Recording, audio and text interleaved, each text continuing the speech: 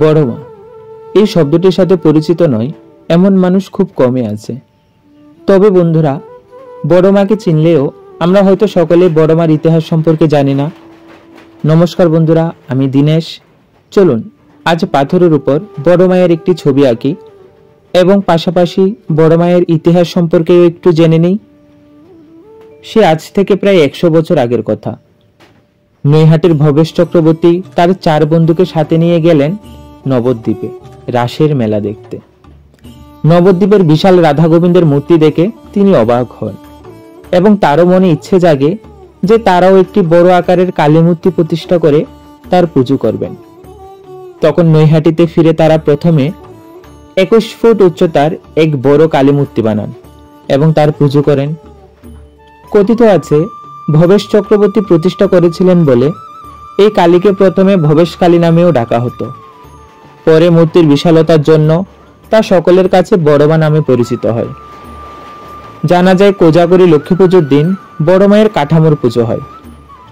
এরপর কাঠামোর উপর ধীরে ধীরে দেবী মূর্তি তৈরি হয়। জানলে অবাক হবেন, মাকে সাজানো হয় 200 থেকে 300 ভরি রূপো এবং 100 থেকে প্রায় 150 ভরি সোনার অলঙ্কারে।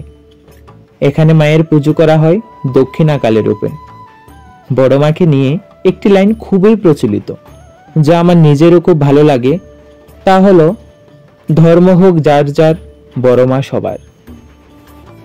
জানেন বন্ধুরা, বড় মায়ের এত গয়না, পুজোর সবকিছুই ভক্তরা বানিয়ে দেয়।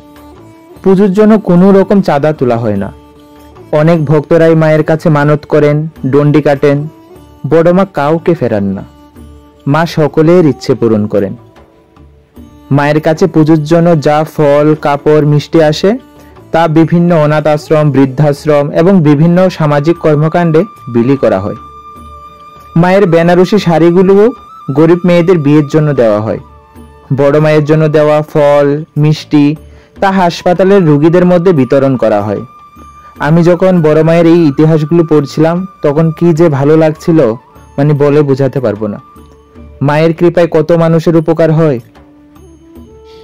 এই বড় মায়ের বিসর্জনের ক্ষেত্রেও সুন্দর রীতি রয়েছে। বলা হয় বড় মায়ের বিসর্জনের পূর্বে নৈহাটি শহরে অন্য কোনো কালী মূর্তি বিসর্জন দেওয়া হয় না।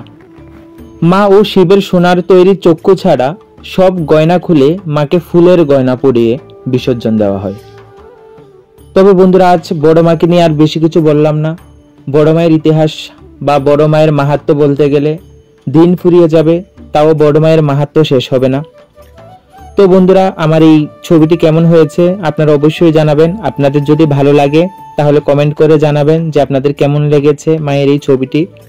বড় মায়ের আশীর্বাদ সকলের উপর বর্ষিত হোক। বড় মা সবাইকে ভালো রাখুক। জয় মা।